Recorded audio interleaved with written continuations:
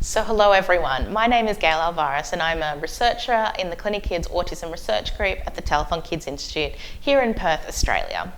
So today I'm going to be talking to you about a study that we recently published in the Journal of Child Psychology and Psychiatry looking at the relationship between birth order and autism. So the order in which you're born is a really interesting characteristic that actually is related to a range of different social and educational or IQ type outcomes. But really interestingly, there's research that shows that the likelihood for an autism diagnosis may also be related to birth order, with increased likelihood in firstborn and later born children as well. What we wanted to do in this study is really look at what is the relationship between birth order and family size with clinical phenotype or characteristics for children on the autism spectrum.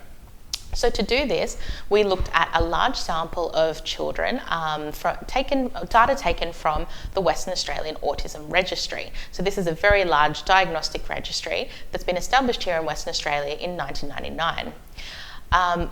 In this study, we looked at about 5,500 children, and the main takeaway finding from this research was really that compared to firstborn children, later born children had decreased functional abilities, decreased IQ, and increased likelihood of intellectual disability.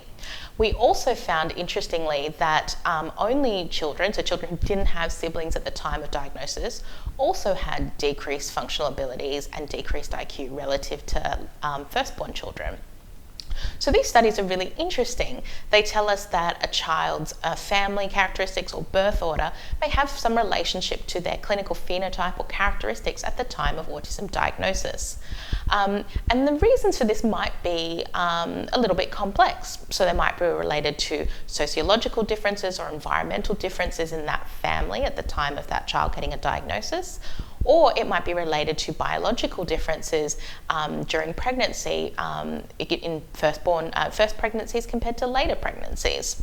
However, the really important implication for this research is that it shows us that functional assessments at the time of diagnosis are really important.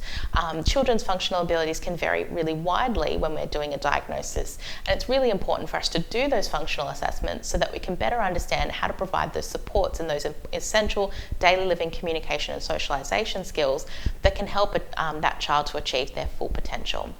Now, if you're really interested in this research, follow the links in the video or in the video description. Thanks.